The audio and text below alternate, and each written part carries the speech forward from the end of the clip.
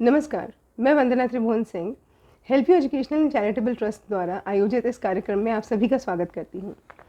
सभी कहते हैं कि डॉक्टर भगवान का रूप होते हैं, क्योंकि भगवान के बाद यदि कोई आपकी जान की रक्षा करता है तो वो डॉक्टर ही है। वो डॉक्टर ही है जो मरीज़ की जान बचाने में दिन रात एक कर देते हैं।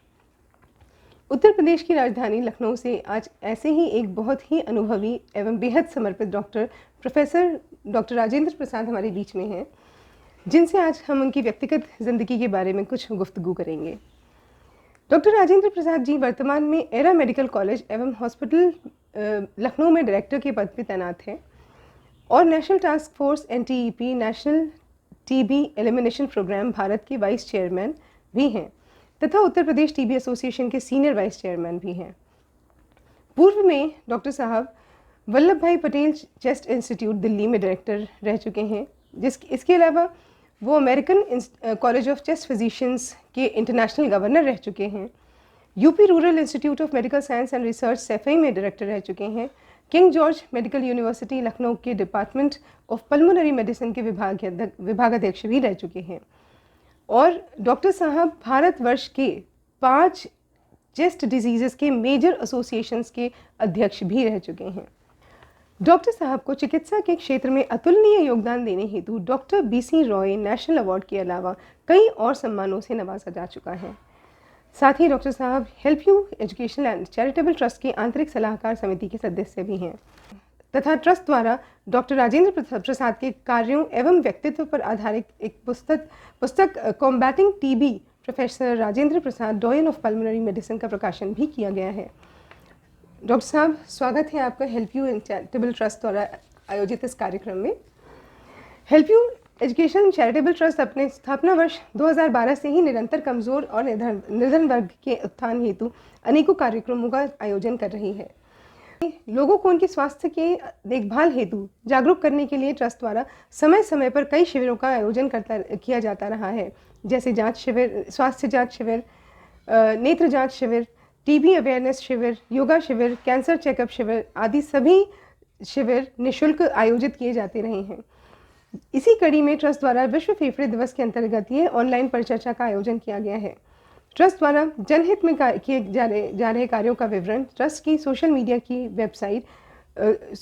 व वेबसाइट पर उपलब्ध है। आइए अब आज के कार्यक्रम की शुरुआत करते हैं। डॉक्टर साहब, सबसे पहले मैं आपसे ये पूछना चाहूँगी कि आपकी बर्थ प्लेस क्या है और आपके पेरेंट्स के बारे में आप कुछ बताइए प्लीज़। देखिए, मैं 1950 में एक बस्ती ज़िले में छोटा सा कस्बा है जिसको मुंडेरवा कहते हैं जी, वहाँ मेरा जन्म हुआ। ओके कस्बा ही था छोटा सा, जी, और मेरी जो शुरू की जो पढ़ाई है वो भी वहीं से हुई। ओके मैंने शुरू में जूनियर हाई स्कूल में 1 से 5 दर्जे को जिसे कहते हैं जी, प्रारंभिक शिक्षा, प्राइमरी स्कूल कहते हैं। Primary school, right. Primary school एक वहाँ शुगर मिल है मुंडेरवा में, उससे ही वो प्राइमरी स्कूल रन किया जाता था। ओके, उसमें मेरी सबसे पहले एजुकेशन उसी में हुई। ऑलराइट, उसके बाद मैंने जूनियर हाई स्कूल यानी 6 to 8 जी सर, वहीं मुंडेरवा में ही एक आहरा जगह है बगल में, वो स्टेट है आहरा। बस्ती जिला काफ़ी स्टेट्स हैं छोटे छोटे, हाँ जी, तो आहरा उन्हीं के ज़मीन पे वो जूनियर हाई स्कूल आहरा जो सरकारी स्कूल है, गवर्नमेंट का है, उसमें मैंने 6 से 8 दर्जे का शिक्षा प्राप्त करी। जी सर, उसके बाद मेरे पिताजी ने वहाँ पढ़ाना, आल्दो वहाँ पर हाई स्कूल और इंटरमीडिएट के स्कूल थे, लेकिन मेरे पिताजी वैसे एक बिजनेसमैन थे, लेकिन उन्होंने मुझे एक वहाँ से 15 किलोमीटर दूर खलीलाबाद, अब तो नया ज़िला बन चुका है संत कबीर नगर, पहले बस्ती ज़िले में ही था जी, मैंने वहाँ से अपना जूनियर हाई स्कूल किया, ओके, सॉरी हाई स्कूल किया, हाई स्कूल, राइट, 9 और 10। जी, मैं उस स्कूल में बायोलॉजी सेक्शन का टॉपर रहा था, तो मेरी तो इच्छा यही थी कि मैं इसी स्कूल में, आप जानती हैं किसी स्कूल में आप टॉप करते हो तो उस स्कूल में आपका थोड़ा नाम भी रहता है, वाकिफ भी रहते हैं, सारे सब टीचर्स टीचर्स जानते हैं। जी तो मेरी तो परम इच्छा थी कि मैं उसी स्कूल में इंटरमीडिएट भी करूं। जी जी बिल्कुल। लेकिन फिर यहाँ मैं पिताजी को कोट करना चाहूँगा, अब नहीं हैं, लेकिन पिताजी ने कहा नहीं, ये अब 10 के बाद, अब मतलब 8 के बाद यहाँ नहीं पढ़ना है। ओके। और वो खलीलाबाद में एक HR इंटरमीडिएट कॉलेज था उस ज़माने में, बहुत मशहूर, अभी भी है, अब तो डिग्री कॉलेज हो गया है, जी सर। बहुत ही मशहूर बस्ती ज़िले के कॉलेजों में वो ओके। माना जाता था। वहाँ से मैंने 9 और 10 दर्जा पास किया। ओके। और वहाँ भी हमने बायोलॉजी सेक्शन में एक तरह से टॉप किया, वाह, परफेक्ट। तो वहाँ जाना पड़ा शुरू से ही आपका पिताजी की इच्छा के अनुसार जी से। जी उसके बाद जब मैंने हाई स्कूल कर लिया तो मेरी इच्छा फिर थी वहीं से मैं इंटरमीडिएट करूं, जी लेकिन पिताजी ने फिर नहीं कहा, नहीं। उस वक्त क्या था, मेरे जो बड़े भाई साहब थे, जी सर। डॉक्टर बजरंग दास है, वो उस वक्त KGMC में MBBS कर रहे थे। ओके, यही हाँ लखनऊ जी, में। लखनऊ में। जी तो मेरे पिताजी ने उनसे कहा, नहीं, इसको अब आप तुम लखनऊ ले जाओ। जी सर। तो मैं तो बहुत ही मतलब चिंता में पड़ गया कि मैं ये कॉलेज छोड़ना नहीं चाहता हूँ। और उस ज़माने में जो लखनऊ क्रिश्चियन कॉलेज है जी वो बहुत रेप्यूटेड कॉलेजेस में हुआ करता जी था, सर, आज भी। आज भी है। हाँ जी। और वहाँ पर मेरिट से एडमिशन होता था, ऐसे नहीं होता था। ओके। तो जब मैंने वहाँ, तो मैंने अप्लाई तो करा दिया इन लोगों ने, ज़बरदस्ती कही हाँ है। जी।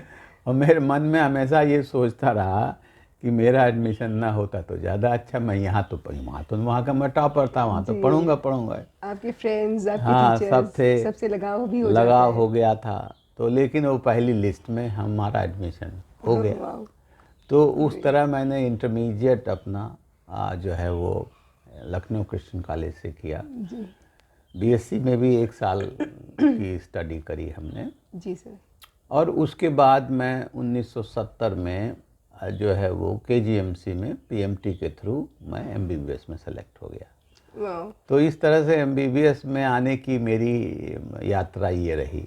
तो सर, और MBBS का भी मैं बताऊं हाँ, कि वही मेरा सवाल था कि वो आपको कैसे इंस्पिरेशन मिली? आपके प्रेरणा भाई? स्रोत कौन थे? प्रेरणा स्रोत तो हम कहेंगे हमारे पिताजी थे। ओके। पिताजी हमारे अच्छे बिजनेसमैन थे। जी मुंडेरवा में, यू कस्बे में कपड़े का व्यापारी थे वो। जी और हम खुद चाहते थे उसी, जो कि अच्छा बिजनेस था, बड़ा नाम था उनका भी। जी।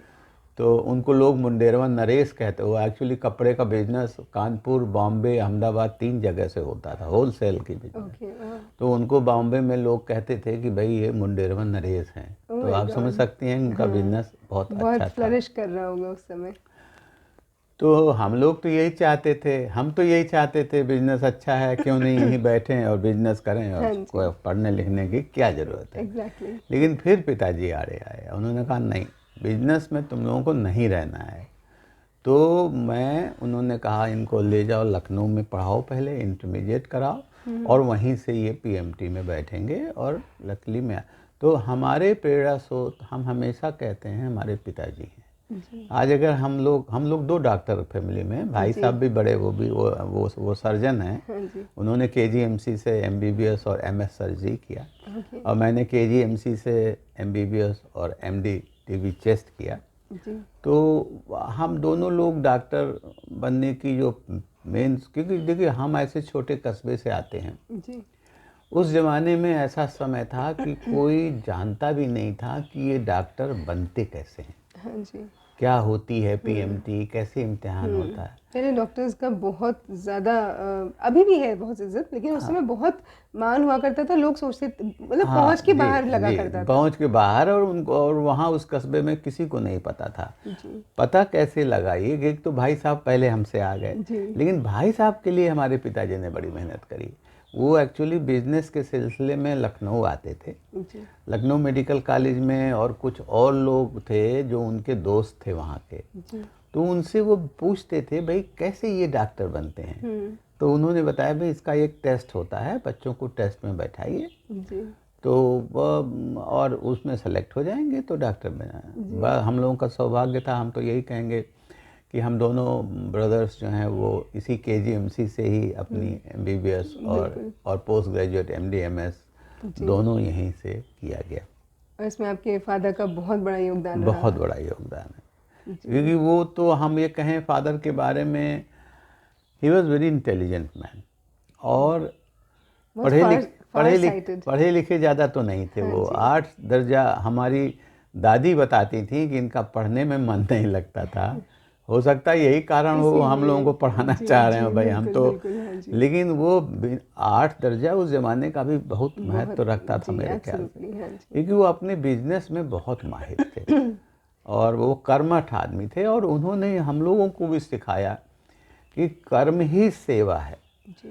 वो भी मतलब उनका भी था, बहुत पूजा पाठ में विश्वास नहीं करते थे जी। सनातन धर्म पुराना जो है वो मानते थे जी। और उनके दिमाग से हमेशा हम लोगों ने सुना 2 चीज़ की उन्होंने हमको पाठ दी, देखो भाई काम ही से सब कुछ इंसान बनता है जी, बिल्कुल। कर्म ही पूजा है। और दूसरा उन्होंने हमें गायत्री मंत्र के बारे में शुरू से हम लोगों को बताया कि भाई ये बहुत, इस मंत्र का जाप किया करो और इससे आपके जीवन में सफलता मिलेगी, लेकिन बिना काम के सफलता नहीं मिल सकती है। तो ये तो हमने लेसन सबसे पहले अपने घर से सीखा। हाँ जी, वाह।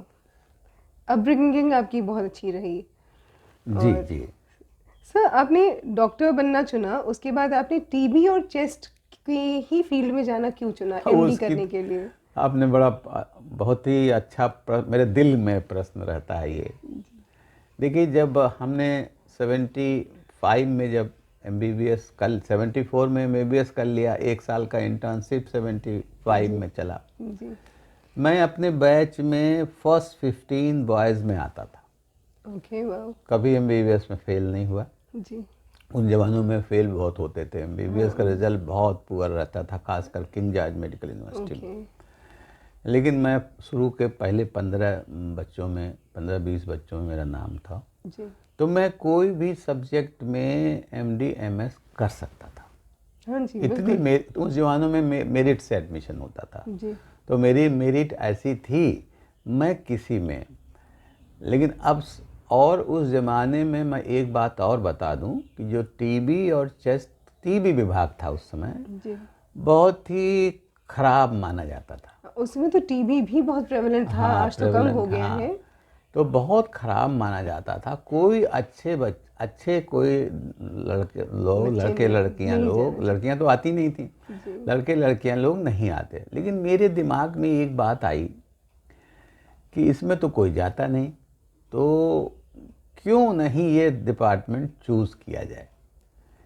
और उस वक्त दिमाग में एक बात थी कि यहाँ मेरी मेरिट, चूँकि ऐसे मेरी मेरिट का तो वहाँ कभी कोई गया ही नहीं, तो मेरी बात है कि मेरे और नंबर 2 के बीच में बहुत बड़ा गैप था मेरिट में। और मेरे दिमाग में यही बात था कि अगर हम मेहनत करेंगे तो हो सकता है इस विभाग में मेरा जो है भाग्य कुछ संवर जाए जी। और मैं क्लिक कर जाऊं जी। और आज के दिन मुझे बताने में कोई परहेज नहीं है कि वैसा हुआ। मैं चेस्ट के डिजीज़ में, अभी आप धीरे धीरे जानेंगी, ऐसी कोई चीज़ नहीं है जिसको भगवान ने मुझे नहीं दी, और सब चीज़ मुझे प्राप्त हुआ। तो वो जो इनिशियल डिसीजन था वो बता दें, हमारे उस ज़माने में कोई जाना नहीं चाहता था। भारतवर्ष के 5 मेजर एसोसिएशंस के अध्यक्ष रहे हैं आप, तो ये अपने आप में इस बात का प्रूफ है कि आपने कितने वंडर्स किए हैं इस फील्ड में।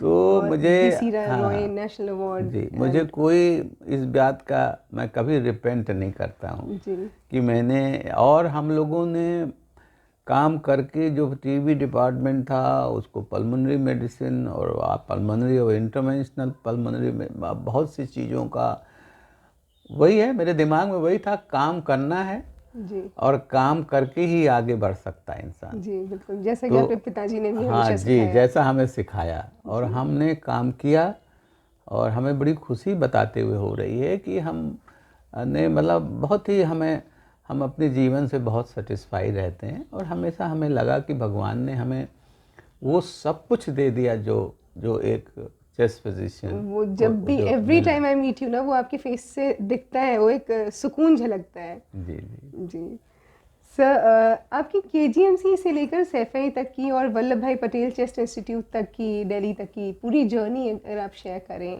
देखिए कैसे? ऐसा, मैं केजी में जब मैंने एमडी कर लिया जी 79 में, जी सर। तो उस वक्त केजी में कोई पोस्ट फैकल्टी पोजीशन में नहीं थी। जी तो जब मैंने एमडी किया तो मेरी पोस्टिंग, पहली पोस्टिंग मेरी जो है वो प्रोविंशियल हेल्थ सर्विस में हुई, और वो एक रुद्रपुर में 31st पीएसी बटालियन है, उसमें एक हॉस्पिटल है, जी उसका मैं मेडिकल ऑफिसर इंचार्ज की जगह मुझे मिली। ओके। और जब मेरा वो अपॉइंटमेंट हुआ तो मैंने अपने हेड, उस वक्त हमारे हेड प्रोफेसर बीके खन्ना साहब थे, हमारे मेंटर थे, अब वो नहीं हैं, उनसे मैंने पूछा कि सर मेरा हो गया है तो मैं क्या करूं, यहाँ रहूं या वहाँ जाऊं? तो उन्होंने कहा देखो भाई, हमारा जो रेजिडेंसी प्रोग्राम था वो केजीएमसी में पूरा हो चुका है। बोले भाई हम तुम्हें बहुत क्या करेंगे, 1 साल के लिए और दे देंगे, तो उसके बाद तो हम तुम्हें कुछ दे नहीं पाएंगे, इसलिए नौकरी मिल रही है तो जाके ज्वाइन करो। जी आने की पे आई, यहाँ पे देखते रहो, जब कभी पोस्ट आएगी तो आप यहाँ अप्लाई कर सकते हो। तो इस दिश से मैंने 80 से लेके 84 तक वहाँ 31st बटालियन पीएसी की, वहाँ मैं मेडिकल ऑफिसर इंचार्ज था। वाह।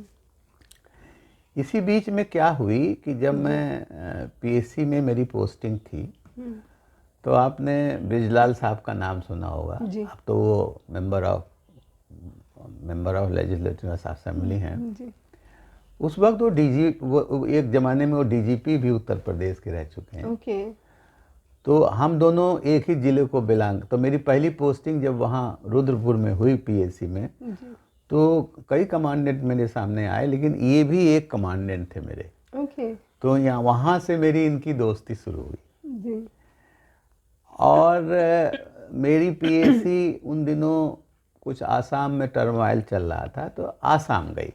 ओके। नॉर्थ लखीमपुर एक ज़िला है, तो हमको ब्रिजलाल साहब ने कहा डॉक्टर साहब आपको भी चलिए।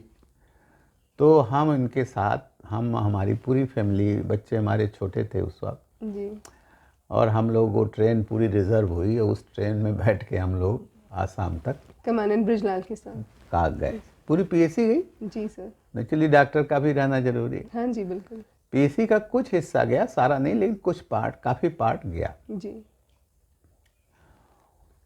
ये भी मेरी सौभाग्य, मैं तो कभी कभी कहता हूँ। हुआ क्या कि पोस्ट जब मैं यहाँ से गया था तो कोई पोस्ट केजीएमसी में नहीं थी। जी ये 84 से पहले का बता रहे हैं आप? ये 84 से पहले जी थी। ये 80 से 84 के बीच। लेकर 84 के बीच। जी। तो 80 में क्या हुआ, हम लोग शाम को वहाँ ज़्यादा काम तो होता नहीं था भाई, ऑफिसर्स के लिए। जी तो हम लोग बैडमिंटन खेलते थे, जी हम और ब्रिजलाल साहब। दोस्ती हमारी हम लोगों की काफ़ी, क्योंकि वो भी यंग थे, मैं भी यंग, मेरी पहली पोस्टिंग थी, वो भी काफ़ी यंग आईपीएस थे। जी कोई उनके पास उन जवानों में ये मेल वेल तो था नहीं, तो कोई उनके वो आया जो उनका जो टेलीप्रिंट वो आता है ना, पीएससी वालों के पास होता है, उससे आया कि भाई एक कोई इन्फॉर्मेशन मांगी गई लखनऊ में। जी तो ब्रिजलाल साहब से मैंने कहा ऐसा भाई, मैं एक महीना यहाँ रह चुका हूँ, वहाँ के भी भाई पीएससी के जवान हैं, तो मुझे ऐसा लग रहा मैं कुछ दिन के लिए वहाँ भी रह आऊँ और उन जवानों को मदद कराऊँ। जी तो बोले नहीं डॉक्टर साहब आप ये इन्फॉर्मेशन, तो मैं उसको ले करके उन्होंने मुझे अलाउ किया, और मैं काफ़ी घूमा भी उस जवानों में, आसाम, गुवाहाटी भी गया। मेरे साथ उन्होंने एक जो पत्रवाहक था वो भी मेरे साथ लगाया। जी और जब मैं यहाँ लखनऊ आया, तो लखनऊ में जब आता था तो एक मन में तो थी कि भाई पोस्ट निकली कि नहीं निकली। जी जी तो मैं डायरेक्टर ऑफिस मेडिकल एजुकेशन का हजरतगंज में ही पहले है, जी तो वहाँ मैं चला गया हाँ जी ऐसे ही, जी क्यूरियसिटी बस, जी कि कोई अखबार में तो हमने पढ़ा नहीं।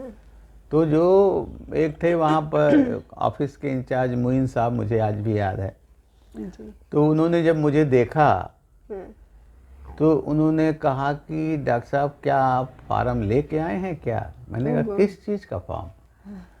तो बोले अरे तो पोस्ट तो एडवर्टाइज हो गई है ये KGMC में लेक्चरर की, टीचर्स हाँ डिपार्टमेंट जी, में। हाँ जी। तो मैंने कहा भाई मुझे तो नहीं पता, मैं तो आसाम में था। तो बाई द वे मैं आज मैं गुवाहाटी से मैं लखनऊ आया हूँ और मेरी रात को रिजर्वेशन है नैनीताल एक्सप्रेस से जी। रुद्रपुर जाने के लिए। हाँ जी, हाँ तो जी। मैं सोचा एक बार आपसे मुलाकात कर लूँ। जी। अरे बोले डॉक्टर साहब ये दिन था फ्राइडे का। जी सर। बोले डॉक्टर साहब मंडे को इस फॉर्म की लास्ट लास्ट डेट। डेट, ओह गॉड। तो टच वुड मैं तो यही कहूँगा, डेस्टिनी, डेस्टिनी है, नियति डेस्टिनी है। है, नियति है ये। जी। तो उन्होंने कहा डॉक्टर साहब, हमने कहा भाई आप लीजिए, नैनीताल आप जा ही रहे हैं, आप रुद्रपुर जा ही रहे हैं, नैनीताल जाइए, क्योंकि वो CMO हमारा नैनीताल में रहते थे, जी। और उनसे ये फॉर्म फॉरवर्ड कराना है, ओह गॉड, इतना और लंबा प्रोसेस। फॉरवर्ड करा के तब आप डाक से तो भेज नहीं सकते, फिर वापस। तो आप लौट के आइए इस फॉर्म को जमा करिए। फ्राइडे एंड सैटरडे संडे सिर्फ 2 दिन थे बीच तो में। जो हमारे CMO साहब थे, जटाना साहब थे, वो भी नहीं है बेचारे अब। जी। अब उनको भी मुझे हमेशा कहते थे यार तुम इतने क्वालिफाइड हो, तुम यहाँ PSC में कहाँ पढ़े हो? हाँ जी, हाँ जी। मैंने कहा सर मेरा है KGMC में जाने का, अभी कोई पोस्ट नहीं है उस वक्त जब। जी। और जब मैं वो फार्म लेके गया तो हमें आज भी याद, उनके चेहरे पे इतनी खुशी आई।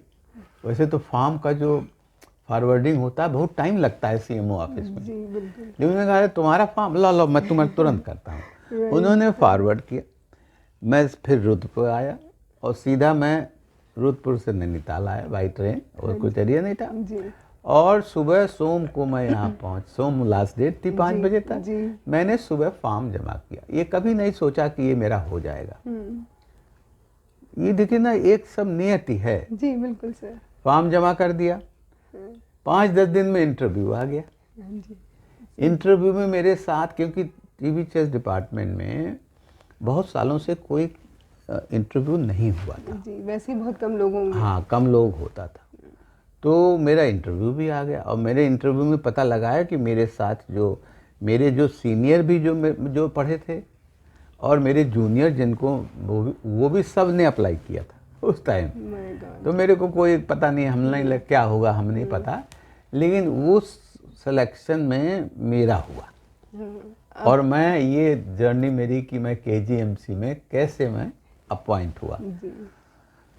तो कहना चाहिए ये नियति है, और शायद भाग्य है। नियति और आपका ब्रिलियंट माइंड और मेहनत है, वो सब कुछ मिला के मुझे KGMC मेरे लिए ड्रीम था। जी सर। मैं भी ये चाह रहा था, और मैंने जो MD ज्वाइन की थी, ये दिमाग में रख के ज्वाइन किया था कि मैं चूँकि यहाँ का एक अच्छे स्टूडेंट से मैं माना चाहूँगा, क्योंकि मेरी मेरिट बहुत अच्छी है, तो जब कभी इस तरह की पोस्टें निकलेंगी या और भी आगे का कोई मिलेगा, तो मेरे को मिलने में आसानी होगी। और मैडम, मैं आपको ये बताना चाहता हूँ कि यही हुआ मेरे जीवन में, जहाँ भी मैंने अप्लाई किया। ये तो था अडाक अपॉइंटमेंट। जी। उसके बाद कमीशन का अपॉइंटमेंट होता है, उत्तर प्रदेश इलाहाबाद से। जी। कमीशन में भी वही सब लोग 16-17 लोग जो वेट कर रहे थे, अप्लाई किया, और मेरा भी था। उसके पहले मुझे जापान जाने, चूँकि मैं तो अडाक में KGMC में काम कर रहा था एज ए लेक्चरर, तो मेरा को WHO कब में सिलेक्शन हो गया था 3 महीने के लिए ट्रेनिंग के लिए। जी। लेकिन वो उनकी जो लास्ट डेट थी, उन्हीं डेट्स में ये मेरा इंटरव्यू कमीशन का पड़ गया। तो मैंने एप्लीकेशन भी दिया भाई कि चूँकि मेरे को WHO में जाना है, और ये गवर्नमेंट का कमिटमेंट है, कोई हमारा नहीं है। जी। और तो मुझे भाई या तो इंटरव्यू मेरा पहले कर लिया जाए, या जब मैं लौट के आऊँ तब किया जाए। बिल्कुल सर। लेकिन कमीशन ने रिफ्यूज़ कर दिया, क्योंकि कमीशन भी उस टाइम इंटरव्यू सुप्रीम कोर्ट के आर्डर से कर रहा था। हमारे प्रिंसिपल ने लिखा ये बात को, फॉरवर्ड किया कि भाई इनकी ये स्थिति है, इनको जाना है। तो मैंने रिस्क लिया, मैंने कहा देखो कमीशन का इंटरव्यू तो मैं नहीं छोड़ सकता, बिल्कुल, क्योंकि मैं छोड़ दूंगा तो कोई दूसरा आदमी जाएगा, और चूंकि पोस्ट मेरी थी, मैं उस पोस्ट पर काम कर रहा था पहले। जी, बिल्कुल। तो वो मेरा भी वहाँ भी इंटरव्यू ये हुआ कि वो 45 मिनट इंटरव्यू चला। और मेरे साथ 17-18 लोग और थे। जी। तो 45 मिनट में हमको लगभग हिंट सा हो गया कि, क्योंकि उन्होंने ये पूछा कि आपको तो जापान में हो, मैं जो कमीशन का जो चेयरमैन था वही उसी बोर्ड था, तो उन्होंने मुझसे शुरुआत ही में पूछा कि भाई आपको तो जापान में होना चाहिए था। हमने कहा साहब आप जानते हैं, आप ही के पास मेरी एप्लीकेशन आई थी कि भाई पहले ले लो या बाद में, आपने मना कर दिया। तो मैंने सोचा अगर इंटरव्यू तो मैं नहीं छोड़ सकता, मेरे लाइफ और डेथ का सवाल है, इसलिए मैं साहब अभी नहीं गया, लेकिन मैंने हफ्ते 10 दिन के लिए उनको एक्सटेंशन के लिए लिखा हुआ है। Hopefully I will get it. अगर लेकिन मुझे यहाँ आप सेलेक्ट करोगे, क्योंकि वो तो लेक्चरर के पोस्ट है ना, मान लिया मेरा सिलेक्शन नहीं हुआ तो मैं वो मेरा वो भी कैंसिल हो जाएगा। तो मैंने कहा ये तो आपकी मर्जी है साहब, मेरा इंटरव्यू में अगर मैं सेलेक्ट होऊंगा तो मैं ज़रूर हफ्ते भर बाद को, और हुआ यही। मुझे हिंट वहाँ नहीं मिलती है, लेकिन थोड़ा हिंट मुझे दिया गया। फील तो हो ही जाता है, इंट्यूशन। हाँ, एक मेंबर ने कहा जो इंटरव्यू, उन्होंने कहा go and enjoy your Japan trip. सीधा तो नहीं कह सकते हैं, लेकिन उन्होंने तो मुझे इससे लगा। और मेरे बाद जब 16-17 लोग जो और वेट कर रहे थे, उन्होंने हमसे, क्योंकि मेरे या तो मेरे सीनियर थे वो, या मेरे स्टूडेंट थे, 4 साल में मैंने बहुत लोगों को पढ़ाया। उन्होंने मुझसे एक प्रश्न पूछा, डॉक्टर साहब आपका तो 45 मिनट वाइवा हुआ, क्या पूछा गया? अक्सर होता है ना किसी इंटरव्यूज के लिए पूछते, तो आपने बताया ना भाई मेरा ये पूछा, हाँ काफ़ी लंबा हुआ भाई। तो लंबा होने का मुझे ये लगा प्रक्रिया, ये टेस्ट करना चाहते हैं कि अगर इसी पोस्ट पे काम कर रहा है। देखिए उस ज़माने में ये सब चीज़ें बड़ा ध्यान दी जाती थी कि पोस्ट पे काम कर रहा है, और ये अगर अच्छा है तो हम दूसरे को क्यों लेंगे, कंफ्यूजन क्रिएट होगा। तो उन्होंने शायद 45 मिनट वाइवा लेके मेरे को यही टेस्ट किया कि weather he is a competent या ऐसे ही हो गया है लेक्चरर। और उस तरह मेरा सिलेक्शन हुआ मुझे, और मैं उसी, आप मानेंगी नहीं, मैं इलाहाबाद से ट्रेन पकड़ा, उस वक्त प्रयागराज शायद होती थी, मैं दिल्ली गया, दिल्ली के क्योंकि वहाँ पे उनके लिए भी बहुत प्रेशर आ रहा था, भाई जल्दी जाइए आप, अदरवाइज ये कैंसिल हो जाएगा आपका। तो मैं दिल्ली गया, और दिल्ली में WHO के ऑफिस में गया। मैंने कहा साहब अब मैं now I am free, I can go. उन्होंने तुरंत मुझे सारे अपॉइंटमेंट दिए, और मैं उसी दिन वहीं से टोक्यो चला गया। तो इस तरह से ये WHO जो फेलोशिप में, वो जीवन में, देखिए एक बात मैं और बताऊँ, आपने कहा ना आप कैसे ऐसे बने, तो बनने का अभी पूछें शायद कि एक तो घर परिवार से जो ट्रेनिंग मिलती है, फिर आपके टीचर्स जो इनिशियल एजुकेटर्स थे उनसे जो मिलती, बहुत अच्छे टीचर थे हमारे हाई स्कूल में। रात को पढ़ाई होती थी हमारे ज़माने में, दर्जा जब हम 6 से 8 में मुंडे रोहन पढ़ते थे। Can you believe? लाइट नहीं, उस जमाने में लाइट नहीं थी, लालटेन जला के रात को हमारे टीचर पढ़ाते थे। ये हम कभी सुने नहीं है, कभी सुना नहीं होगा। तो इतना डेडिकेटेड टीचर्स वो थे। तो कहने का मतलब ये है कि आप आरा के पास के, हाँ आरा है, उसी हमारे घर से एक लगभग 3 किलोमीटर दूर रहा होगा। तो हम लोग रात को जाते थे पढ़ने वहाँ पर, दिन में तो पढ़ाई होती थी। बिहार पढ़ाई के लिए तो बहुत कर्मठ लोग हैं वहाँ पर, तो रात को भी पढ़ाई होती थी। तो मैं कहूँगा कि ये टीचर्स की तरफ से भी बहुत सीख हमको मिली। जी बिल्कुल। फिर एक सीख और मिली जब हम KGMC, भाई KGMC top most medical institute में है जी, तो वहाँ के भी टीचर्स, हमारे जो मेंटर्स थे वो बहुत ही अच्छे थे जी। तो वो भी, उनसे भी सीख मिली। और एक आखिरी सीख जो मैंने सीखी कि मैं बहुत अर्ली एज में जापान गया जी सर। मेरी WHO फेलोशिप में 36-37 साल की उम्र में गया। देखिए जब आदमी 50 साल की उम्र में जाता, कुछ नहीं, ज़्यादा नहीं सीख पाता, लेकिन जब हम इस उम्र में गए, और जो हम जिन हॉस्पिटल में जापान में काम किए वो अपने वर्ल्ड के टॉप हॉस्पिटल चेस्ट के थे। तो वहाँ जाके हमने देखा तो हमारी आंखें खुली, क्या हो सकता। तो जापान ने भी मेरे जीवन पर बहुत ज़्यादा असर डाला, और वहाँ की सुविधाएं, वहाँ कैसे लोग काम करते हैं, वहाँ के लोग वर्क एल्कोहलिक कहलाते हैं। कई लोग हमसे पूछते हैं आप बहुत काम करते हो सर, जी। कहाँ से? तो शायद वो काम और स्कूलों कॉलेजों से तो हुआ, लेकिन ये जो जापान में गए तब हमने देखा कैसे काम होता है, कैसे सुविधाएं बढ़ती हैं, क्या क्या चेस्ट में हो सकता है।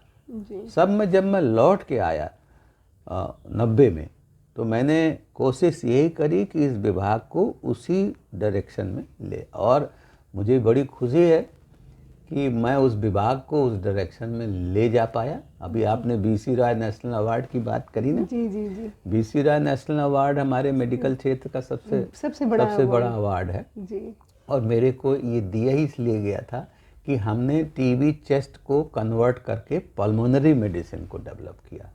आज पूरी इंडिया में पल्मोनरी मेडिसिन का एक फेस वैल्यू बहुत बढ़ गई है। अब कार्डियोलॉजी, अब एडमिशन में जो है बहुत लोग आते हैं, जैसे कार्डियोलॉजी में मेडिसिन, ऐसे टीबी चेस्ट, ऐसे पल्मोनरी मेडिसिन के लिए भी लोग अब, तो ये हमारी जनरेशन ने एक्चुअली बहुत चेंजेस देखे और बहुत ही हमको मेहनत भी करनी पड़ी, और लकली हम बाहर भी हो आए देश विदेशों में, तो देखा कि कैसे कैसे हो सकता है। वो हमने यहाँ कोशिश की और हमें सफलता भी मिली। और आज केजीएमसी का पल्मोनरी मेडिसिन विभाग ही नहीं बल्कि एक विभाग और खुल गया है, पल्मोनरी क्रिटिकल केयर मेडिसिन विभाग।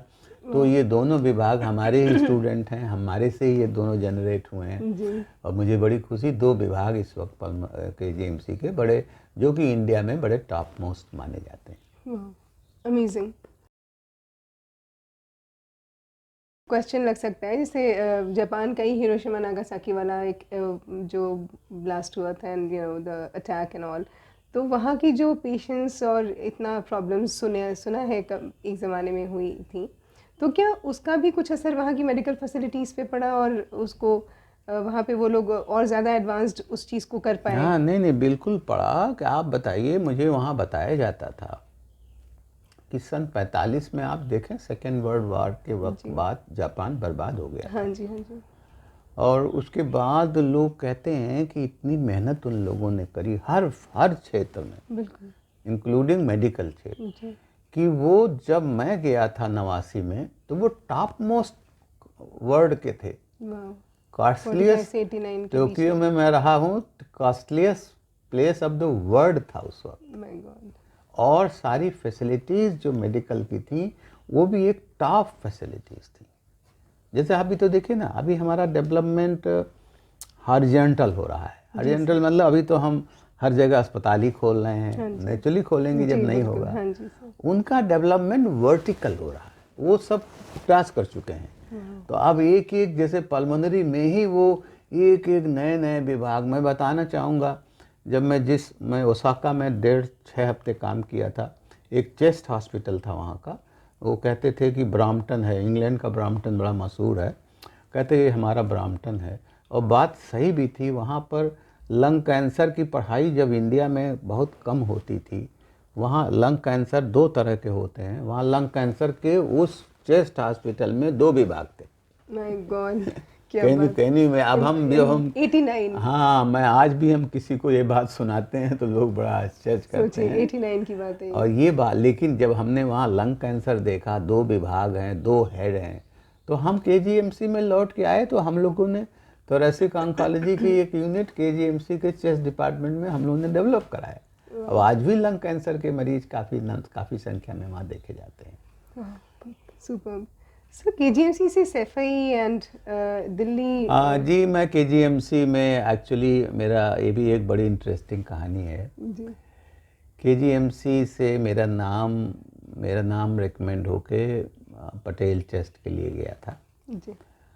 लेकिन वहाँ समय लग रहा होगा, तो फिर सैफई की डायरेक्टर की पोस्ट के लिए किसी ने मेरा नाम रिकमेंड किया जी। और मैं जिन दिनों रेकमेंड किया, तो उन दिनों में मैं एक्चुअली श्रीलंका में था किसी अपने एकेडमिक कार्यक्रम के लिए। वहाँ पर मेरे पास फ़ोन आया कि साहब, आपने जो सैफई में आपका डायरेक्टर के पद पर सिलेक्शन हो गया, आप तुरंत। हमने कहा भाई अभी तो हम इंडिया में हैं नहीं जी। अब मैं यहाँ एक बहुत ही किस्सा सुनाना चाहूँगा। हमारे जो उस वक्त वाइस चांसलर थे, डॉक्टर DK गुप्ता थे जी। वो एम्स दिल्ली से आए थे जी। वो हमारा उनका साथ 1 महीने का था। ओके। तो 1 महीने में श्रीलंका में? नहीं, यहाँ अच्छा, यहाँ केजी पे। केजी जी, के वाइस केजी चांसलर थे हाँ वो। जी, हाँ जी, केजी के। तो जाते वक्त नेचुरली अपने वाइस चांसलर को हम बता के तो जाएंगे, उनको पता था कि हम गए हैं। जी, तो जब मेरा सिलेक्शन हो गया तो जी। उनके पास भी बहुत फ़ोन आने शुरू हुए ओके। कि डॉक्टर साहब कहाँ हैं, अब इनको आप तुरंत छोड़िए जिससे जाके ये सैफई ज्वाइन कर लें हाँ, एज ए डायरेक्टर। संभाल सके वहाँ पे। जी, तो बहुत, आप जानते हैं एम्स के डॉक्टर लोगों का थोड़ा अलग एटीट्यूड होता है, तो हाँ जी। बहुत गुस्से में थे वो कि इतना फ़ोन ये कैसे डॉक्टर, उनसे वो समझते थे मैं फ़ोन करवा रहा ओह हूँ। गॉड। तो मैं तो था नहीं। तो जब मैं लौट के, मैं 1 या 2 अगस्त रहा होगा, ये है सन 2011 की बात। जी, मैंने काफ़ी 40 साल केजीएमसी में बिताए, उसमें से मैं 12-13 साल हेड रहा लगभग मैं। जी, और हेड के दौरान जब 2011 आया, केजीएमसी में उस वक्त रिटायरमेंट एज 62 थी। जी, तो मैं 2011 मतलब मैं 61 साल का हो चुका, जी। मेरी 50 की पैदाइश है। तो जब मैं लौट के श्रीलंका से आया तो मैंने डीके गुप्ता जो हमारे वाइस थे, मैंने उनसे कहा कि सर मैं आपसे मिलना चाहता हूँ। वैसे भी बहुत गुस्से में थे, बोले मैं भी तुम्हें ढूंढ रहा हूँ भाई, तुम हो कहाँ। तो मैं लगभग 6 बजे शाम को मैं उनके पास गया। हाँ जी, तो बोले यार देखो, इतने तुम, उनका पहला सेंटेंस था जी, कि कितने भी आप फ़ोन करा लो डॉक्टर साहब, मैं आपको छोड़ने वाला नहीं हूँ। क्योंकि मेरा डिपार्टमेंट ये कौन चलाएगा, इतना अच्छा आप, वो थोड़ा डिपार्टमेंट देख चुके थे। जी, जी। बोले इतना अच्छा आप चला रहे हैं, मैं नहीं छोड़ूंगा, कितने कोई सरकार का किसी का फ़ोन आवे। तो मैंने उनसे कहा, मैंने कहा सर मैं भी बहुत लालायित नहीं हूँ, मैं केजीएमसी में मेरा ठीक ठाक सब कुछ है, हाँ जी, आप देख चुके हैं, लेकिन मेरी एक बात सुन लीजिए आप, जी, कि मेरी उम्र इस वक्त 61.5 साल है। जी, मैं बात कर रहा हूँ अगस्त 2011 की, 1 अगस्त 2011 की। जी सर। तो वो मानेंगी नहीं, डीके गुप्ता साहब अपनी कुर्सी से खड़े हो गए। ओह गॉड। Oh my God. बोले, उन्होंने ऐसे ही कहा, हिंदी में बोले यार तुम 61.5 साल के हो गए, लेकिन चेहरे से तो नहीं लगते हो तुम। Sir still you look so fit.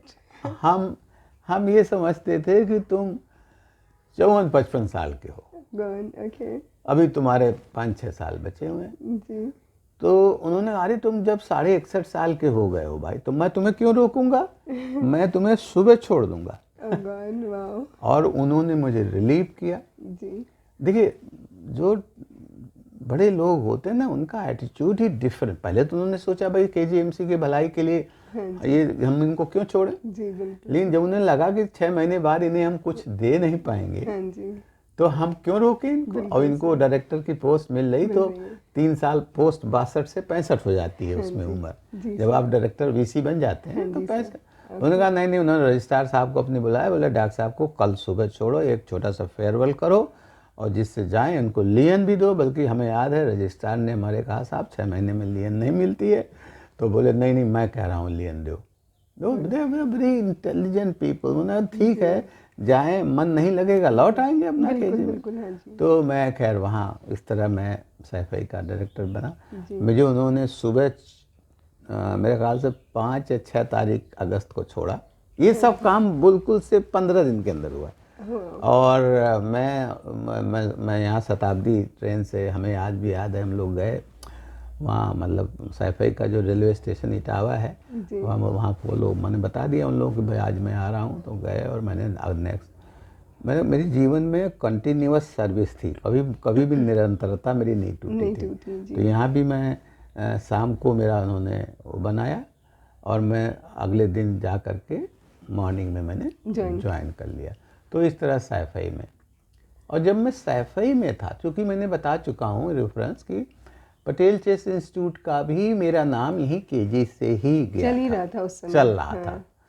तो अचानक एक दिन मुझे सैफई के ऑफिस में, डायरेक्टर ऑफिस में बैठा था, तो एक फ़ोन मेरे पास आया कि डॉक्टर साहब आपका पटेल चेस्ट में सिलेक्शन हो गया। Wow, commendable. This I got news around 7 PM in the evening. जी, I was sitting in my, मैं थोड़ा देर तक बैठता था, कैबिन में। तो डायरेक्टर ऑफिस में बैठा था। जी, डायरेक्टर ऑफिस। तो मुझे भी, मेरी भी एक ड्रीम थी कि मैं पटेल वल्लभ भाई chest, chest institute. Patel chest ऐसा है, वल्लभ भाई पटेल चेस्ट इस हिंदुस्तान का चेस्ट का सबसे बड़ा इंस्टीट्यूट है। ओके। और मतलब इसको 1949 में पंडित जवाहरलाल नेहरू और सरदार वल्लभ भाई पटेल के नाम पे है ही है। इन लोगों ने मिल के ये देखिए 1949 में कोई चेस्ट डिजीज के बारे में सोचता नहीं था। केजीएमसी का भी जो टीबी डिपार्टमेंट था ये सन 46 का था। तो केजीएमसी का भी बहुत पुराना था, लेकिन उस समय चेस्ट डिजीज के बारे में कोई नहीं सोचता था। लेकिन they thought about it and they opened इन दिल्ली। ये दिल्ली यूनिवर्सिटी का, जैसे हमारा केजीएमसी पहले लखनऊ यूनिवर्सिटी का पार्ट था, तो ये Patel chest institute Delhi university का। तो यहाँ चेस्ट ही नहीं, चेस्ट के अलावा और सारे अलाइड साइंसेज, सारे और डिपार्टमेंट्स होते हैं। वहाँ एमडी एमएस होता है, एमडी होता है, वहाँ पर पीएचडीज होती हैं, सब होती हैं। तो मेरा भी एक ड्रीम था। तो इस तरह से लगभग 1.5 साल सैफई में रहने के बाद जब मेरा पटेल चेस्ट में हुआ तो मैंने जाके वहाँ ज्वाइन किया, और मेरे आखिरी 3 साल मैं पटेल चेस्ट में रहा। और 2015 में मैं जब 65 पूरा हुआ, क्योंकि जब आप डायरेक्टर और वीसी बन जाते हो तो आपकी 62 से उम्र बढ़ के 65 हो जाती है। तो मैं 2015 में मैं वहाँ से सुपर एनुएट होके वहीं, एक्चुअली मेरी पेंशन तो केजीएमसी से बनती, क्योंकि ओरिजिनल मैं केजीएमसी का था। ये डायरेक्टर और वीसी की टर्म पोस्टिंग होती है। तो वहाँ से जाके मैं 15 के रिटायर, वहाँ से जब मेरा 65 साल पूरा हुआ तो वहाँ से मैं रिटायर हुआ। और मैं लखनऊ मक्का, चूँकि मैं रहने वाला था, मेरी आधी ज़िंदगी लखनऊ में बीती है। तो एरा मेडिकल कॉलेज के लोग मेरे से पहले भी संपर्क में रहे कि भाई आप हमारे यहाँ जब भी आपका नौकरी पूरी हो तो आप ज्वाइन करें, क्योंकि प्राइवेट मेडिकल कॉलेज में 5 साल आप एक्स्ट्रा नौकरी कर सकते हो। तो मैं तो अभी भी कर रहा हूँ। तो लेकिन ये है कि 2015 में मैं तब से मैंने यहाँ पर एरा लखनऊ मेडिकल एरा भी के बारे में हम कहना चाहेंगे कि एक one of the top most private medical college in the country. ये फर्स्ट 30 मेडिकल कॉलेजेस में इसका भी नाम आता पूरा, गवर्नमेंट और प्राइवेट मिला के। और दूसरी बात, प्राइवेट मेडिकल कॉलेजेस में शायद ये फर्स्ट 2-3 टॉप में नाम आता है। बहुत अच्छे लोग हैं, इसलिए मैंने भी सोचा भाई हम यही काम करेंगे। और मैं अभी भी सौभाग्यवश मैं अभी भी एरा मेडिकल कॉलेज में डायरेक्टर मेडिकल एजुकेशन और प्रोफेसर के पद पर मैं काम कर रहा हूँ। वंडरफुल। और तो इस तरह मेरी जर्नी हुई कि केजीएमसी से शुरू होके सैफई से पटेल चेस्ट, और ultimately after my retirement from the government मैं यहाँ एरा मेडिकल कॉलेज में तब से काम कर रहा हूँ। कुछ और डिटेल में शेयर करना चाहेंगे? बिल्कुल। एरा के बारे में मैं यही कहना चाहता हूँ, अब कहना नहीं चाहिए, बड़ा कॉन्फिडेंशियल चीज़ें हैं। जब मैं केजीएमसी में ही था, लगभग 2010 की बात है, मेरे रिटायरमेंट के 2 साल रह गए थे। तो एरा के जो हु मैटर्स, जो जिनका मतलब कहना चाहिए मालिकन, वो मेरी जहाँ आप बैठी यहीं आके मेरे यहाँ बैठे आए, बोले डॉक्टर साहब हम आपके घर आना चाहते हैं। वो लोग बहुत कम ही किसी के घर जाया करते हैं, और चूँकि उन्होंने कहा हम आपकी बहुत इज्जत करते हैं और हमारी इच्छा है कि आप केजीएमसी से छोड़ के एरा मेडिकल कॉलेज में आइए। तो मैंने कहा भाई देखिए आप आए हैं, बैठिए चाय पीजिए, लेकिन KG is my first love. मैं हमेशा कहता हूँ कि आज जो भी हैं वो केजी ने मुझे दिया जी। तो मैंने कहा देखो भाई ऐसा है कि मैं केजी में जब तक मैं नौकरी है तब तक तो मैं नहीं आऊँगा, लेकिन आपको मैं वादा करता हूँ कि जब मैं यहाँ से रिटायर होऊंगा तो कहीं ना कहीं तो नौकरी करूँगा। बिल्कुल सर, बिल्कुल। क्योंकि प्राइवेट मेडिकल कॉलेज में 5 साल एक्स्ट्रा कर सकते हैं जी, बिल्कुल। 70 तक कर सकते थे। हाँ जी। तो मैंने कहा हम वादा करते हैं कि जब भी हम रिटायर होंगे सरकारी नौकरी से या केजी से, तो उस वक्त क्या पता था कि हम सैफई में डायरेक्टर बनेंगे, पटेल चेस्ट में। तो हमने कहा बात सर अभी 2 साल और बचा, 2 साल बाद हम आपके ज्वाइन करेंगे। फिर क्या हुआ, जी। अभी बताया, सौभाग्य से मैं डायरेक्टर बना, सफाई and सैफई, तो ये लोग दे ऑलवेज फॉलोड मी जी कि नहीं डॉक्टर साहब ये सरकारी जितने तंत्र हैं, आप डायरेक्टर बन गए, बहुत अच्छी बात है, अब आप इसको पूरा करके आइए और अपना वादा आप याद रखिएगा हाँ जी कि आपने कहा था कि जब भी मैं इन चीज़ों से मैं फारिग होऊंगा जी तो मैं आपको हमेशा प्रेफरेंस दूंगा। हाँ जी और ये हुआ जब मैं 2015 में लौट के आया दिल्ली से, फिर ये लोग मेरे से बात हुई, कहा डॉक्टर साहब आप ही ने कहा था। हमने नहीं हमें कहें, हमारे यहाँ मैं लखनऊ लौट के आया तो मैं चूँकि डायरेक्टर रह चुका था, तो यहाँ सारे जितने भी कई मेडिकल कॉलेज तब तक लखनऊ में प्राइवेट खुल चुके थे, सब ने मतलब कोशिश तो करी हमारे संग कि मैं उनके यहाँ जुड़ने का, लेकिन मैंने कहा देखो भाई हम भी कमिट किए हुए हैं। कमिट देखो इंसान की एक वो होती है, फितरत होती है। जी हमने कहा और देखो एक इमोशनल झुकाव भी होता है। हमने कहा देखो भाई हमने कमिट किया हुआ है कि भाई हम उन्हीं के यहाँ जाएंगे, तो भाई हम दूसरे के यहाँ नहीं जा सकते। जी बिल्कुल। That is why I am working in era. Era is बहुत ही, मैं तो कहूँ अगर एक लाइन, बहुत अच्छा मेडिकल कॉलेज है, किसी तरह का कोई इंटरफेरेंस नहीं है।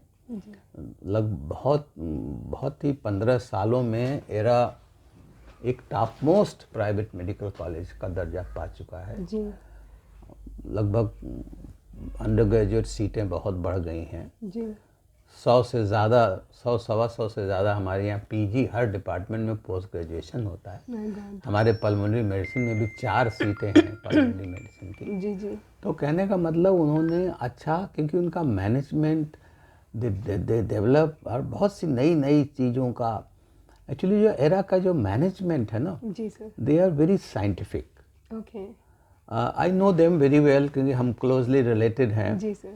और तो इतने साइंटिफिक हैं। आप कोविड के दौरान देखिए एरा का नाम कितना हुआ, पूरा अस्पताल ही कोविड में कन्वर्ट कर दिया गया।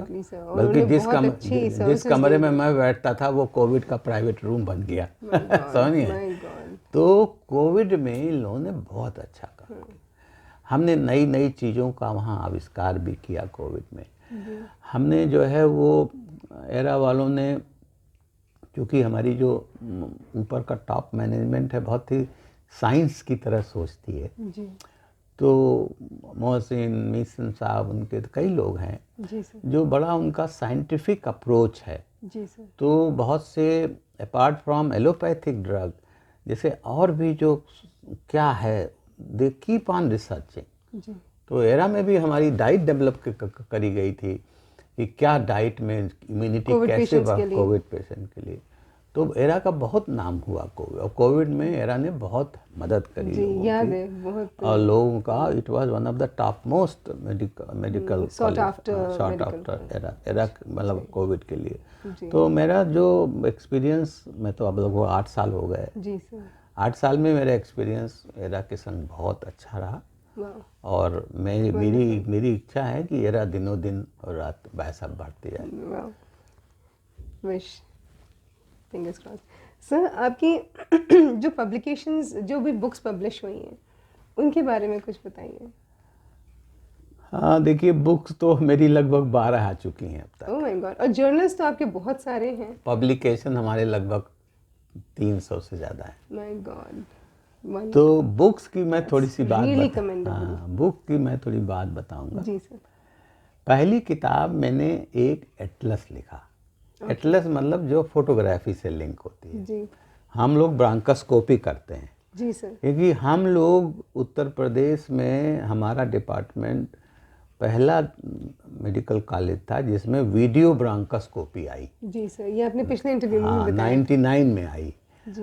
किसी भी मेडिकल कॉलेज में नहीं था। आप ही लोगों ने इंट्रोड्यूस किया। हम लोगों ने बहुत सी चीज़ें सबसे पहले केजी में इंट्रोड्यूस की। जी तो वीडियो ब्रांकोस्कोपी आने से उसकी फोटोग्राफी बहुत इम्प्रूव हो जाती। जी अच्छा, हमारा शुरू से एक आदत रही है रिकॉर्ड कीपिंग की। जी हमारे पीजी लोग जितने हैं सबको पता था कि डॉक्टर साहब के संग काम करना है तो एक तो फ़ोटो लेने आना चाहिए जी। और दूसरा उनके साथ बहुत मेहनत करना पड़ेगा। वो बहुत ही हार्ड टास्क मास्टर है। हाँ जी। तो मेरे कहने का मतलब वो मैं रिकॉर्ड, तो मैंने पहली किताब जो ट्राई करी लिखने की वो atlas of fibre optic bronchoscopy. Okay. Which I started, मैं तो ये कहूँ कि 2003 जब हमारे पास 2000 में आ गया ये ब्रांकस, जी। तब से हमारे मन में एक ड्रीम थी ओके। कि ये किताब हम एटलस छापना मुश्किल, किताब जी, लिखना बिल्कुल। आसान है, हाँ जी सर। एटलस छापना बड़ा इतने मुश्किल। रिकॉर्ड्स रख हाँ, के इतने उसको रिकॉर्ड, सारे पिक्स फिर के वो साथ कलर्ड एक्सप्लेन फोटो करना। पिक्चर। तो कई पब्लिशर से मेरी बात हुई, अल्टीमेटली मैं जेपी पब्लिकेशन है, बड़ा मशहूर है मेडिकल साइंस में, उनके पास गया तो उन्होंने भी मुझे लगभग 6 महीना, मतलब ये पब्लिश होने में किताब मुझे 5-6 साल लग गया। एंड आई वॉज वेरी, मतलब मैं थोड़ा दुखी भी हुआ कि 5-6 साल से मेरी एक किताब, क्या मैंने गलत हाथ रख दिया। अच्छा, उनका भी कहना बहुत सही था। तो जेपी वालों ने भी एक बार कहा, सर ये फोटोग्राफ की क्वालिटी आपको कैसे इम्प्रूव करनी है, इस फोटोग्राफ्स के संग तो बड़ा, क्योंकि भाई देखो हमने फ़ोटो वो 2001 से लेके और 2005-6 तक जो भी होगा उस वक्त की जो भी फोटोग्राफी वही तो हम करेंगे। बिल्कुल सर। तो उन्होंने भी अल्टीमेटली, लेकिन मेरी तकदीर अच्छी थी, मैं ये सब चल ही रहा था, मैं केजी में था तब।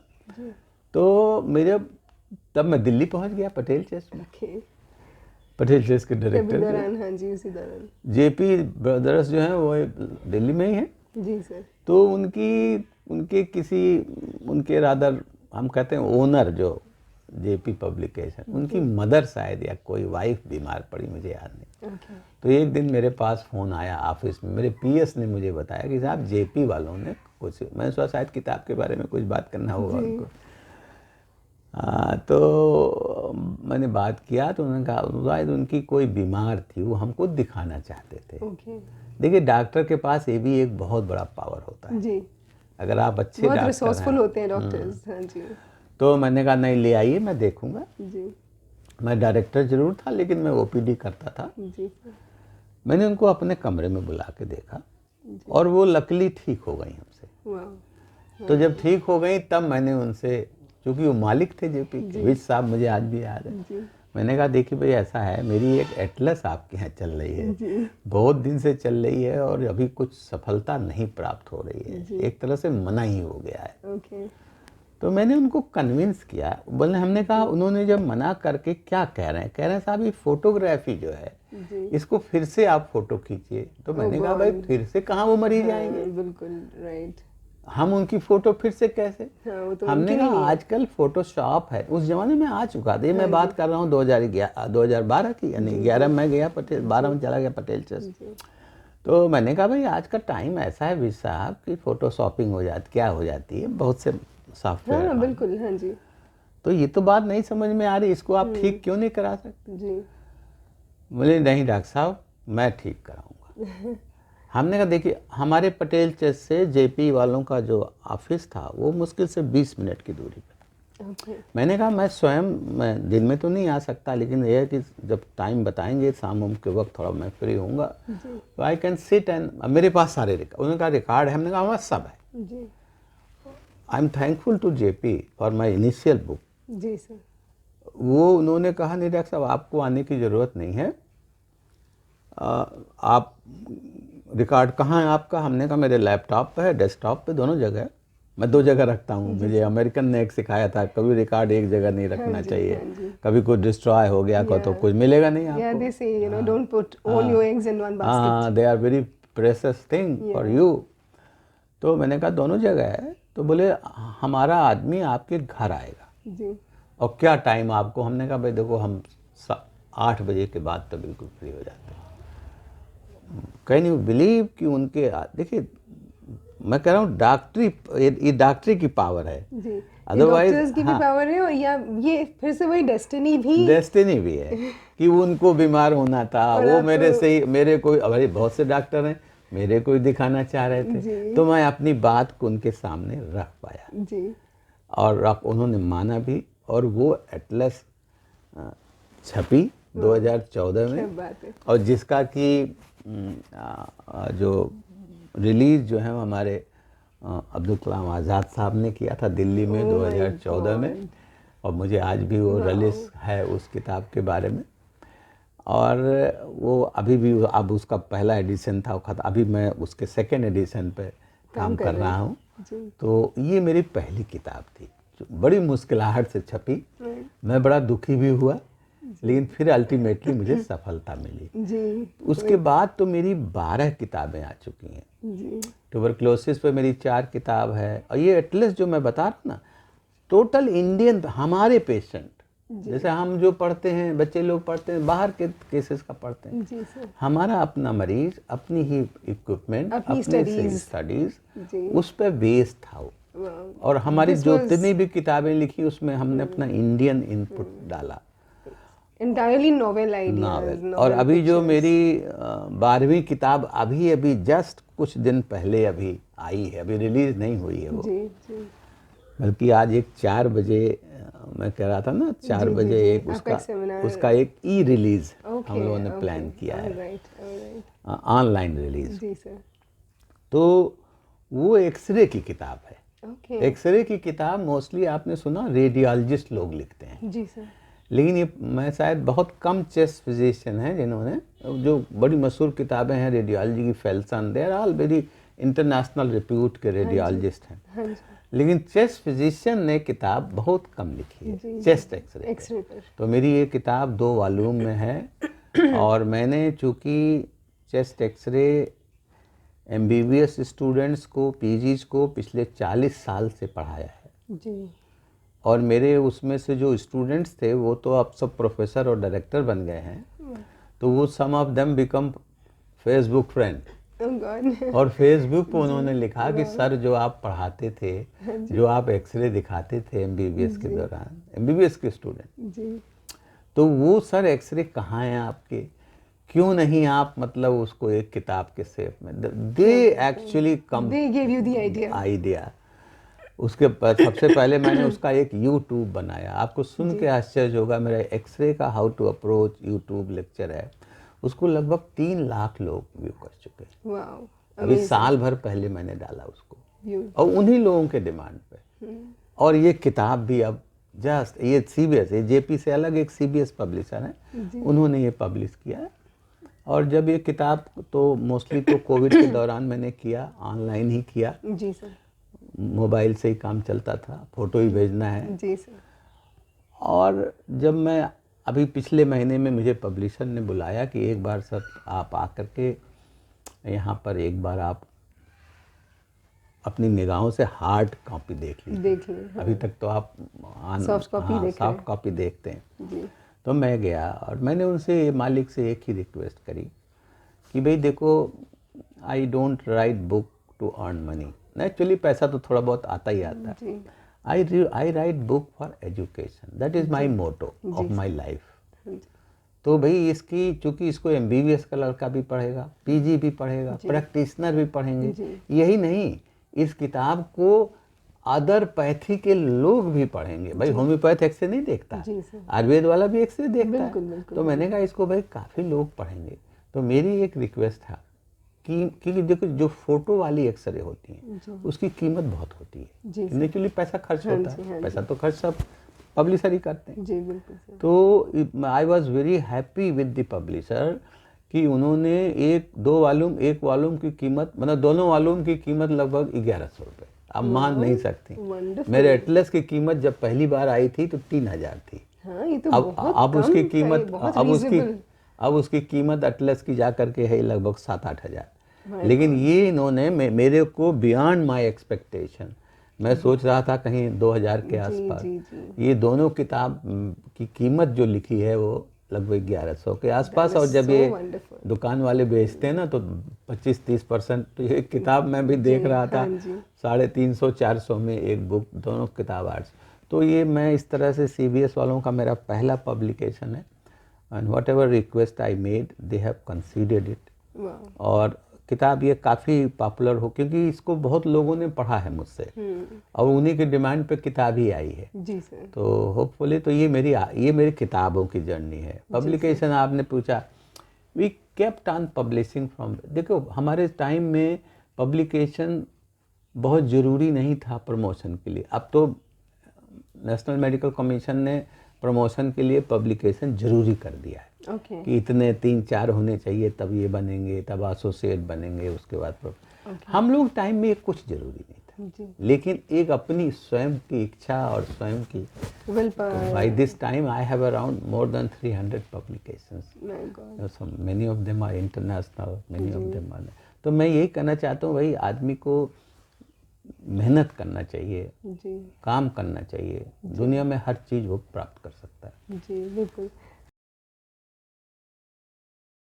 को जब डॉक्टर बीसी नेशनल अवार्ड मिला तब आपको कैसा फील हुआ, लाइक यू नो देखिए बीसी most राय, prestigious हाँ yes award. Yes, you have put a right question. BC Roy national award भी एक्चुअली मैंने बता चुका हूँ कि डॉक्टरों का ये सबसे बड़ा अवार्ड यही है, जी sir.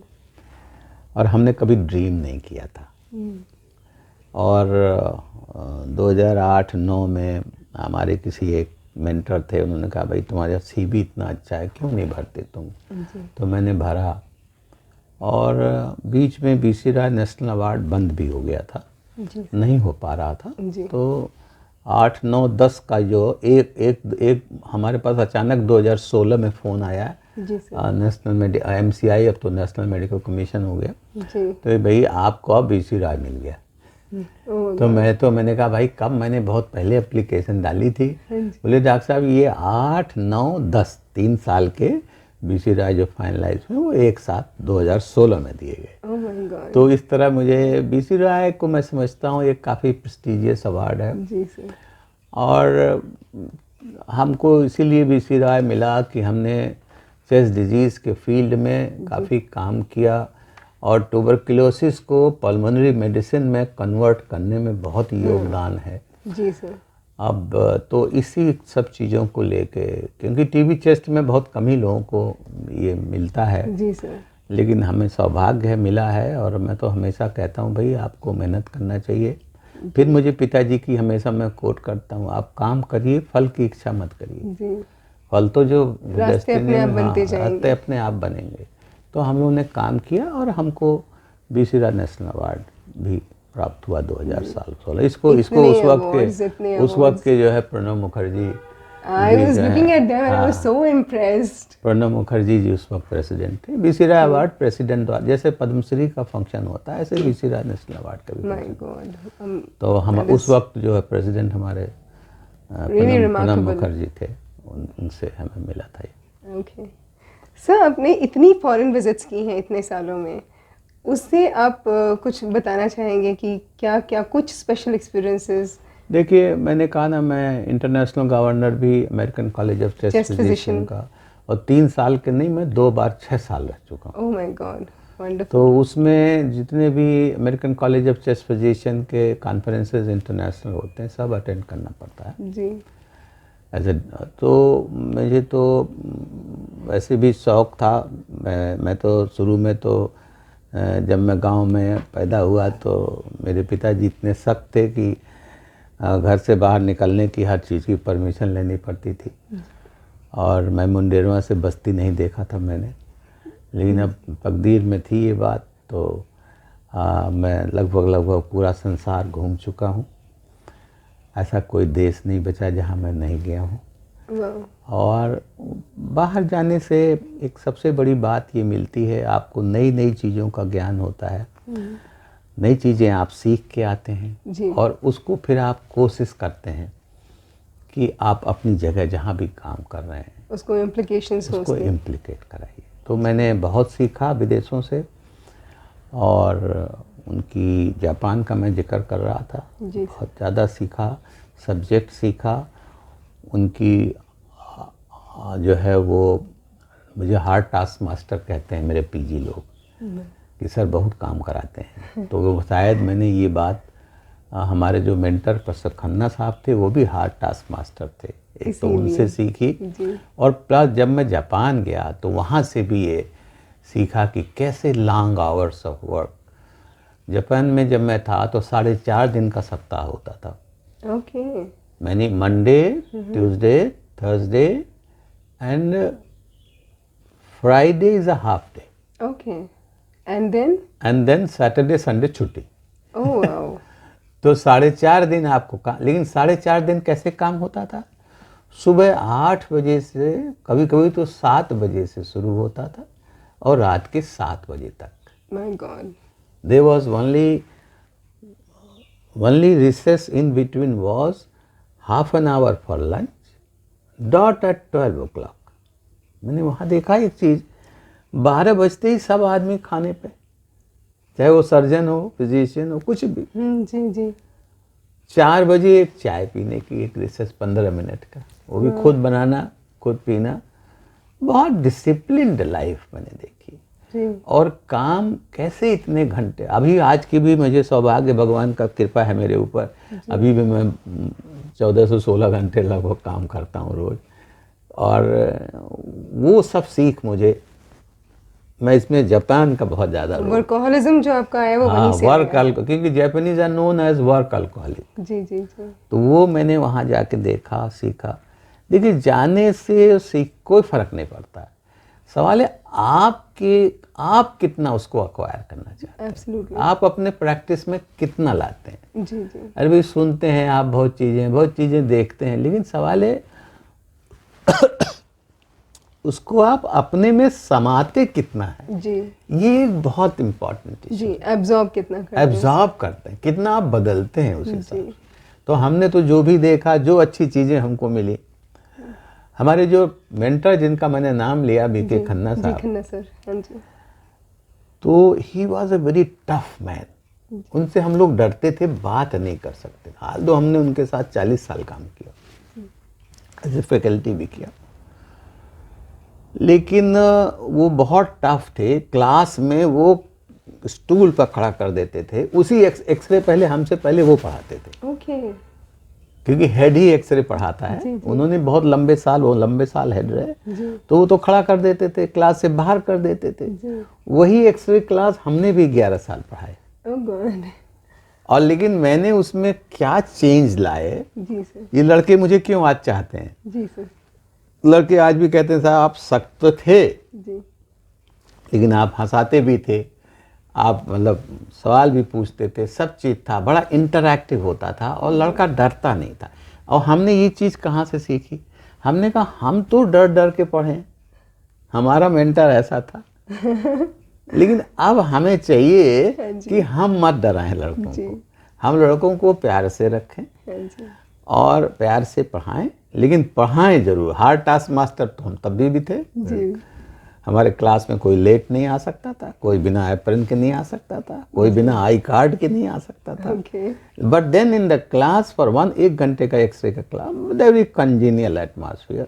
That is why those students remember me. And ये मैंने बुक बताई चेस्ट एक्सरे की, दे ओनली इंड्यूस्ड मी कि सर आपके संग एक चला जाएगा सब एक्सरे. इतना नॉलेज है, please do something. So that's why I put YouTube lecture first and then now lucky की बुक भी, मेरी 12वीं किताब भी है. वंडरफुल. सर, अपनी फैमिली के बारे में कुछ बताना चाहिए. फैमिली देखिए, मैं सबसे पहले फैमिली में मेरे माता पिता के बारे में बता. मेरी माँ जो है, उनका जल्दी 47 साल की उम्र में उनको CA ब्रेस्ट हो गया था. मैं मेडिकल कॉलेज में पढ़ता था जी. तो मेरे सामने ही डेथ हुई. उस वक्त मैं MD कर रहा था, तो जल्दी डेथ हुई. पिताजी मेरे साथ काफ़ी, पिताजी बिजनेसमैन थे, पहले बस्ती में थे, फिर फैजाबाद आए, फिर आखिर में उनका एक्सीडेंट, एक बार वो घर में गिरे, फ्रैक्चर हुआ, तो 20 साल वो मेरे साथ लखनऊ मेडिकल कॉलेज वाले घर में रहे. मेरी वाइफ वो हाउस वाइफ हैं, और मैं ये कहना चाहूँगा कि आज जो कुछ भी हूँ उनके ही सपोर्ट से. वाह, वंडरफुल. ऐसे बहुत कम लोग होते हैं जो ये एक्नॉलेज करते हैं. और ये घर जो आप देख रही हैं, हमने पैसा ज़रूर दिया, बनवाया उन्होंने, क्योंकि हम शुरू से ही बहुत बाहर रहते थे, इधर आना जाना. बिल्कुल, उनका बहुत बड़ा हाथ था. हर डेडिक, तो मैं ये कहता हूँ, हमारे जो बच्चे पढ़े, जो हमारे साथ पढ़े, सब उनका उसमें बहुत ही महत्वपूर्ण योगदान है. आज भी हैं वो, और मतलब हम तो हमेशा कहते हैं भाई उन्हीं की वजह से हम लोग. Hats off to you and hats off to your wife. Right. फिर मेरे हम दोनों के 2 बच्चे हैं। जी एक मेरा बेटा है जो निखिल गुप्ता करके है, वो भी एमडी मेडिसिन है, जी एमबीबीएस और एमडी है, और वो यहाँ आरएमएल इंस्टीट्यूट जो लखनऊ का है जी उसमें मेडिसिन डिपार्टमेंट में एसोसिएट प्रोफेसर है। Okay great. और उसकी वाइफ जो है वो डेंटिस्ट है, बीडीएस है, लेकिन अभी चूंकि बच्चे छोटे हैं तो अभी तो अपने बच्चों में ही ज़्यादा ये बहुत ज़रूरी है घर संभाल नहीं बच्चों को। मेरी बेटी वो भी एमडीएस है जी सर। डेंटल सर्जरी में, जी सर। और उसकी शादी दिल्ली में हुई, जी सर। और उसका हस्बैंड जो है वो रूपक गुप्ता करके हैं, कार्डियक एनेस्थीसिया में। Okay he is working in Delhi. अभी बीच में लोग लंदन में थे, जी सर। अब लौट आए हैं, अब दिल्ली में ही एक हॉस्पिटल में वो कार्डियक एनेस्थीसिया जी में सब मेडिकल फील्ड में ही। हाँ लगभग सही मेडिकल। जी। और मेरे निखिल के 2 बेटे हैं, एक लगभग 10 साल का है, एक लगभग 5-6 साल का है। जी दोनों यही हम लोग साथ रहते हैं। बेटी जो दिल्ली में है उसके भी एक बेटी है, जी वो भी अभी 9 साल की है लगभग। तो इस तरह ये मेरी पूरी फैमिली है, बहुत कंजीनियल है हम लोग बहुत सिंपल तरीके से सब लोग रहते हैं। जी सर। देखिए बच्चे भी, मेरे बेटे के बारे में, मैं निखिल के बारे में, कई लोग जब मैं आरएमएल में जाता हूँ तो लोग कहते हैं तो डॉक्टर साहब आपसे भी सीधा है। अरे मैंने कहा भाई कहाँ से, घर से ही ट्रेनिंग मिलती है। बिल्कुल बिल्कुल हाँ जी। तो सिंसियर It है। runs in the हाँ, family। वो पता लगता है ना, लोगों के निगाहों से, लोगों की बातों से पता लगता है। जी सर। तो फैमिली का एटमॉस्फेयर ऐसा होना चाहिए कि जिससे बच्चे सीखें और बिल्कुल सर। आगे बढ़ें और अपना नाम करें। तो यही मेरी छोटी सी फैमिली है पूरी। सर आपने अपनी लाइफ के चैलेंजेस के बारे में बहुत कुछ बताया, कोई और ऐसी घटनाएं कुछ और बताना चाहेंगे, चैलेंजेस जो आपने फेस किए? देखिए चैलेंज तो मेरा ये था कि ऐसे तो मैं कभी कभी कहता हूँ मेरी लाइफ बहुत रोजी रही है, मुझे बहुत ज़्यादा परेशानियों का सामना नहीं करना पड़ा। लेकिन एक वक्त था जब मैं एमडी कर लिया, जी सर। 80 की बात है, जी तो मेरा यहाँ कोई पोस्ट नहीं थी। जी मैंने आपको बता चुका हूँ किस तरह से मैं लेक्चरर बना। जी सर। तो उसके पहले लेक्चरर की पोस्ट और आई थी, वो स्टेट मेडिकल कॉलेज की अलग होती थी, जी जी और जो मेडिकल कॉलेज केजी को छोड़ के, जी तो उसमें भी मेरा सिलेक्शन मतलब हुआ था। जी जी वो शायद कानपुर के लिए हुआ था, लेकिन कानपुर में जिस डॉक्टर को वहाँ से छोड़ के जाना था तो वो नहीं गए, तो वो मेरा अपॉइंटमेंट मटेरियलाइज नहीं हुआ। जी सर। तो मैं बहुत दुखी हुआ उस ज़माने में। अब मुझे आज भी याद है, एक जॉइंट डायरेक्टर हुआ करते थे यहाँ मेडिकल डायरेक्टरेट में, वो मुझे थोड़ा जानते थे, मेरे जो बड़े ब्रदर हैं उनके साथ के थे। तो मैं एक दिन उनके पास गया तो बड़ा मैं मायूस था तो उनका मुझे सेंटेंस आज भी याद है।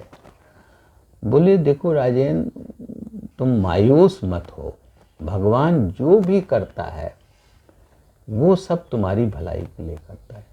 और मानेंगी नहीं, उसके कुछ ही महीने बाद केजीएमसी में पोस्ट आ गई। और मैं किस तरह सेलेक्ट हुआ मैं उसको पहले भी बता चुका हूँ। तो मुझे वो जॉइंट डायरेक्टर साहब आज भी याद आते हैं, वो भी नहीं हैं अब, लेकिन याद आते हैं। उन्होंने कहा घबराओ नहीं, जो कुछ होता है। इस तरह एक चैलेंज मेरे जीवन में, कभी बहुत ऐसे बीमार में नहीं, भगवान मेहरबान है मैं कहूँ। जी सर। तो एक मैं जब पटेल ट्रस्ट में था तो मेरे को एक एक्यूट पैंक्रेटाइटिस हुई, जो बहुत ही सीरियस बीमारी होती है, और मैं 15-16 दिन वहाँ भर्ती रहा। Oh my God. और भर्ती मैं समझिए, जब मैं जिस दिन भर्ती हुआ उस दिन मैं 84 किलो का था। लेकिन ऊपर उसमें पैंक्रेटाइटिस में खाना पीना सब बंद हो जाता है, तो मेरा वजन घट के 15 दिन में मैं 70 किलो पे आ गया। Oh my God, 14 kgs। हाँ, तो 14 kg मैं कभी कभी इसको दूसरी ढंग से लेता हूँ। 14 kg अपनी ज़िंदगी में जब भी मैं वेट घटाना चाहूँगा तो मैं कभी नहीं घटा पाऊँगा। तो भगवान ने शायद, मैं तो इस तरह लेता हूँ, भगवान ने मेरी मदद करी। उसके बाद काफ़ी मेरे को अटैक्स हुए रिकरेंट, और अब मैं वजन आप देख रहे हैं, बहुत पेनफुल होता है सर पैंक्रेटिस का। हाँ, मैं बहुत अपने को अब मेंटेन करता हूँ। मेरे खाने, लाइफ स्टाइल, खाने पीने में बहुत मैंने चेंज किया, और इधर मैं कुछ अब मेरे ऐसी कोई ज़्यादा दिक्कत नहीं लगती है। तो कहने का मतलब ये है कि हम तो यही कहते हैं जो भी डेस्टिनी में होता है, जो भगवान करता है, जी। मुझे तो लगता है हमेशा मैं इसको ऐसे ही लेता हूँ, वो मेरी भलाई में थी शायद। मेरी लाइफ स्टाइल को चेंज करना था, मेरा वेट हेल्दी को life style healthy life style करना था। तो दैट वे, अदरवाइज मेरी लाइफ में मैं हमेशा कहता हूँ, मैं फैमिली से, मैं खुद अपने से, वाइफ से बहुत सुपर सेटिस्फाइड रहता हूँ। और किसी तरह के चैलेंजेस मैंने बहुत कम फेस किए हैं, लेकिन फिर भी जीवन में एक दो बार ऐसे, तो वो जब लेक्चरर का नहीं हुआ तो मैं बड़ा दुखी हुआ था। दूसरी मैंने किताब के बारे में बताया, मैं 8 साल उस किताब पे एटलीस्ट मेहनत किया, अल्टीमेटली मना हो गया तो भाई बिकेम वेरी, मतलब बहुत ही दुखी हो गया। मैंने कहा अब मैं किताब नहीं लिखूंगा कोई भी, लेकिन देखिए उसके बाद मेरी 12 किताबें आ गई। तो वो चैलेंजेस हैं, उनको फेस करना चाहिए और उसका सलूशन भी मिलता है। बिल्कुल सर, ये अभी आपसे शुरू में भी हम पूछ रहे थे, लाइक इतना एनर्जी, इतना will power at this age, ये कैसे आप मेंटेन कर लेते हैं? अब देखिए ऐसा है कि रियली रिमार्केबल। आपने ऐसा प्रश्न, बहुत पर्सनल सवाल किया,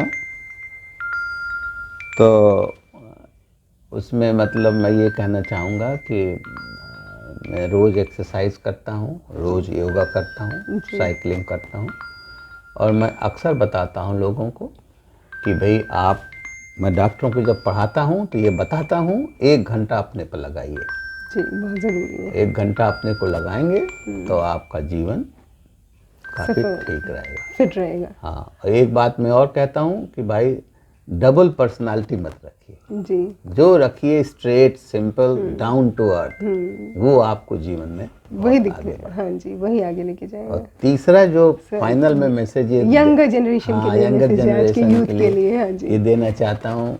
आप देखें हम लोग गांव से आए थे जी, और इतना तक बढ़ गए, तो मैं यह कहने का मतलब आप कहीं से आए हों, कहीं से पढ़े हों, कितना भी बैकग्राउंड कैसा भी रहा हो, अगर आप मेहनत करेंगे, कायदे से काम करेंगे, जी, तो sky is limit for you, आप हर चीज़ प्राप्त कर सकते हैं। बिल्कुल। तो यंगर जनरेशन को यूँ मैं यही कहूँगा कि अपना मेहनत करें, काम करें जी, और आगे बढ़ें। जी, बिल्कुल sir, it was really wonderful.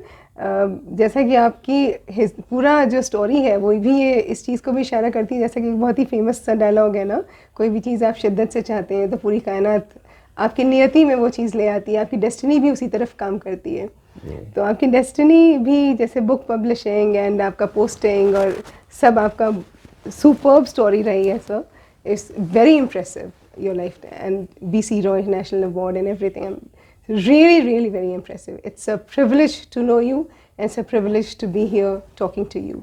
Thank you, madam. Thank you so very much, sir. much. Thank you.